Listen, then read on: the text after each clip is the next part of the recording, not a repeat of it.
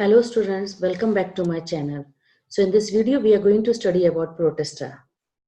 Now see what are Protistas? Members of this kingdom are unicellular and they are colonial. But still they don't have the higher cellular differentiation. So we will not find any tissue level in this kingdom. So this kingdom is still at cellular level only. And we say boundaries of this kingdom are not well defined.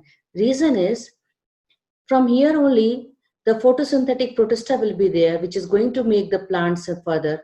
Then there will be slime molds and there will be protozoans. So what may appear as plant to one scientist may appear as animal to another. That is why we say boundaries of this kingdom are not well defined. Many protistans are aquatic in nature. This is very important line. Members of the protistans are found in which habitat? Generally, majorities will be found in the aquatic habitat. This is the second kingdom according to the Whittaker, which is including unicellular eukaryotes. So when we are saying eukaryotic, then obviously we will be finding that it is having membrane-bound organelles, nucleus will be there, ribosome will be of ATS.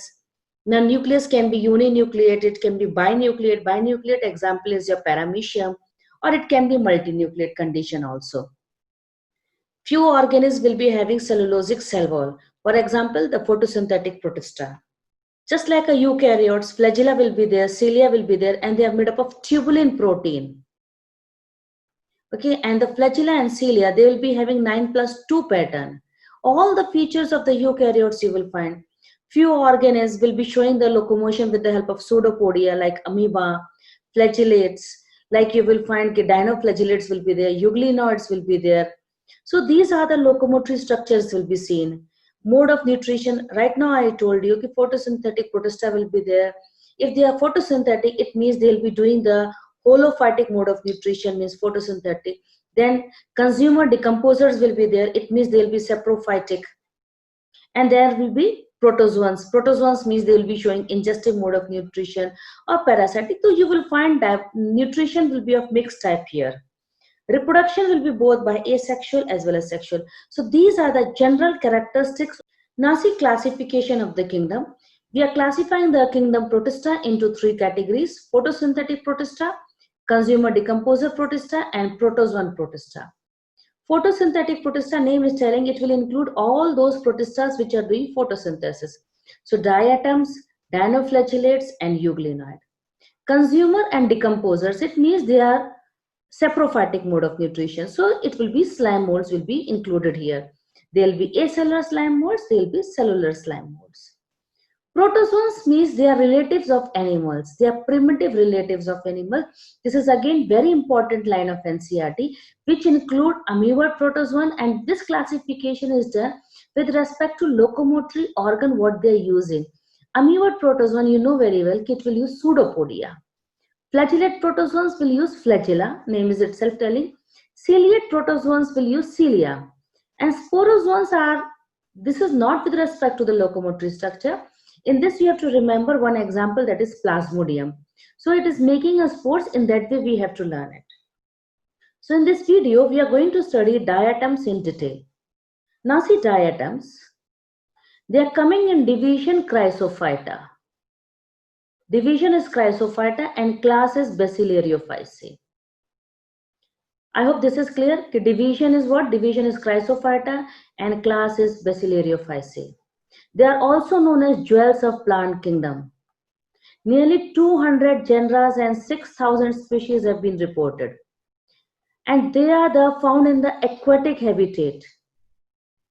Okay, they will be founding in the aquatic habitat. So we will say they are actually phytoplanktons. Phyto word means plant, and planktons means they'll be drifting along with the water current because they are unicellular. They are golden brown photosynthetic protista.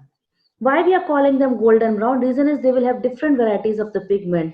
Chlorophyll A is universally present in all photosynthetic organisms. Apart from chlorophyll A, they will have chlorophyll C and some other carotenoid pigments. So they are phytoplanktons. Now this is very important. Body is covered by transparent, thin, silicaceous shell. Please learn it carefully. See the diagram. This is the silicaceous cell. Upper half is known as epitheca and lower half is known as hypotheca. It fix over each other like this way, like a soap box appearance. So cell wall is having cellulose. Apart from cellulose, they are having silica also. And as a result, the cell wall is also known as fissule. This is a term we are using for cell wall for diatoms. So here I told you right now that they are having two half, upper larger half. Is it clear? Which is known as epitheca, and lower is a smaller half, which is known as hypotheca, and they fit over each other like a soap box. So this is the structure of the diatoms. Now, depending upon symmetry, if they are bilateral symmetry, we use the word pinnate symmetry. Pinnate, it means bilateral symmetry, okay? And radial means centric symmetry. So example of bilateral symmetry is navicula and pennilaria. An example of centric symmetry is Malocera. So please learn these examples. Now we know very well that they are eukaryote, so obviously we'll find nucleus is present here. And they are the plant, means they are photosynthetic protista. Photosynthetic means they will have large central vacuole. Central vacuole will be present and nucleus is appearing as if it is suspended in the vacuole with the help of cytoplasmic strand. So you can see here, nucleus is suspended in the vacuole with the help of cytoplasmic strand. Pigments, I have told you already, they are having chlorophyll A, they will be having chlorophyll C, carotenes, fucoxanthin, diadinoxanthin, diatoxanthin. These many pigments are there, that is why we call them as golden brown algae, which I have already discussed earlier. Now when they are photosynthetic, they will be storing the food. The food which they store is Chrysolaminaria because they belong to the division Chrysophyta, and laminaria indicates they are the relatives of the brown algae because brown algae also store the food. That food is known as laminaria, and the predominant pigment of brown algae is chlorophyll A and C, which is also known as leucocene. Flagellas will be absent, they don't have any flagella, so they'll be showing the just like a drifting along with the water current. Now see, this is very important, try to understand. The mode of the reproduction is binary fission. See here, I'll try to explain you. This is epitheca and this is hypotheca. When it is going for division, then the two thecas will separate. This is epitheca and this is hypotheca. Every time daughter will produce new hypo only. I am drawing dot dot dot just to make you understand that new hypo is producing. Daughter got hypo, but then also daughter will produce only hypo. Now let us again do binary fission this side. I'm just drawing a dot dot, you can understand it. Again,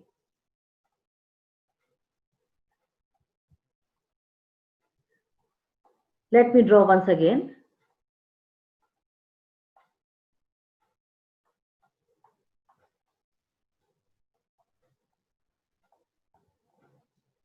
So you are seeing it, if you check carefully, the size is decreasing or not. Continuously size is decreasing. So what they will do, now see carefully, they will do gametic meiosis. Gametic meiosis means they will make gametes by the process of meiosis. Please understand the concept. And when I'm saying they are doing gametic meiosis, it means their main body is 2N. Okay, it means they live diplontic life cycle. So diatoms are living diplontic life cycle. Diplontic means main body wants to live as diploid. Okay, so they are doing only which meiosis? They are doing only gametic meiosis. I hope up till here is clear. Then, what type of gametes will they make? Are they making similar types or dissimilar? Generally, they make similar types of the gametes.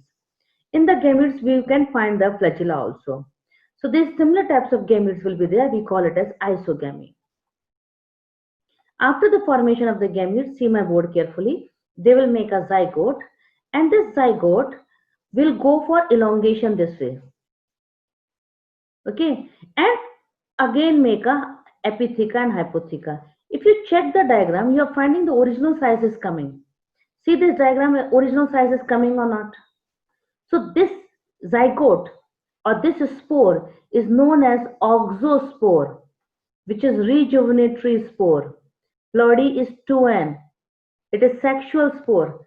See here carefully once again, check the theory. When they are doing binary fission, each daughter cells will retain only one half. Other half they will prepare. Okay, other half they prepare. Binary fission will reduce the size of the most daughters because of the retention of only one wall they are able to retain. So how they are correcting it? They are correcting by making rejuvenatory spore known as oxospore, which is also known as sexual spore. And the ploidy of this is 2n. So they can show isogamy, they can show to oogamy, everything, but generally in my explanation right now I've considered isogamy. So this is done to do the correction of the cell size. It takes place by the fusion and they will make oxospores. Since the diatoms are diploid, right now only I told you that they are diploid in nature. So that is why they are doing gametic meiosis. I hope up till here concept is clear to you. Now see economic importance. Because of the silica, they are not decaying. Silica is non-destructible. It will not be destroyed. And when these diatoms, they are dying, they are making the diatomaceous earth. In the oceans, they make diatomaceous earth, which is also known as Kieselguhr, which is used. We are using it to make the insulation materials in refrigerators, boilers, and furnace. This earth is producing one chemical that is known as diatomite. So this chemical is used in the toothpaste and metal polishes also. It is also used in the filtration of sugar, alcohol and antibiotics. And right now, see one thing, try to apply logic. When I'm saying they are making diatomaceous earth, it means which is visible to our eyes. But diatoms being unicellular and they are phytoplanktons which is not visible, it means to make an earth there should be so much excess or not. It means they are the chief producers of oceans. They are only the one who is giving the food to the next higher food chain organism. So they are the important producers in the form of phytoplanktons and they are the major source of food for all aquatic. Now this diatomaceous earth is also used to make soundproof rooms. And generally see one thing, when we purchase a oil from the fish, we say cod liver oil, we are purchasing it. That cod liver oil is nothing, it is an oil which is made by the diatoms. Because you know very well in the food chain, the phytoplanktons will be eaten by the zooplanktons, which will be consumed by the small fishes and small fishes by large fishes. And this is the way how the food we are extracting, what we are extracting from the fish liver oil is nothing, it's a product of the diatoms. So I hope up till here concept is clear. Let us revise once again. Today in the topic what we have studied the kingdom Protista, whose boundaries are not well defined and the members are generally aquatic. They are having the photosynthetic Protista also, there is consumer decomposer Protista and there is protozoan Protista. So photosynthetic Protista, diatoms, dinoflagellates and euglenoids. Today in our lecture our focus was diatoms. Diatoms, if you know very well, the cell wall is like a soap box. When you are remembering soap box, then always remember epitheca and hypotheca. Is it clear? And the cell wall is having cellulose plus silica which is there. So this is again line of NCERT. Silica is making thin overlapping shell. Thin. Please that you have to focus the word because in the PMT they generally make this a statement only as a thick and the student think it might be thick only because silica is indestructible. They are having all the features of eukaryote with the nucleus, central vacuole, ribosomes, ATS, everything of the eukaryotic will be present. Then they are doing the photosynthesis, then they will be requiring pigment. The pigment is chlorophyll A and C. When they are doing photosynthesis, it means they are storing the food. The food is stored in the form of a chrysolaminaria. Why I use word chryso? Because they belong to the division Chrysophyta. So chrysolaminaria are also known as leucocene and they store oil. Now when they are doing reproduction, the reproduction is by binary fission and because of the binary fission, every time the generation after generation, the size is decreasing because daughter is able to retain only one half. Is it clear? So for the correction of the cell size, they do gametic meiosis. Once you reach here, then immediately think it is doing gametic meiosis means main body is living as diploid. It means they want to live as diplontic life cycle. Is it clear? Then fusion of the gametes, formation of zygote, and zygote will go for elongation, so we call it as oxosports, which is responsible for the correction of the cell size. I hope this topic is clear to you. I try to make it very simple and I try to give you summary at the end. Please go and check the link which I am giving in the comment section for the practice session. Thanks for watching, class.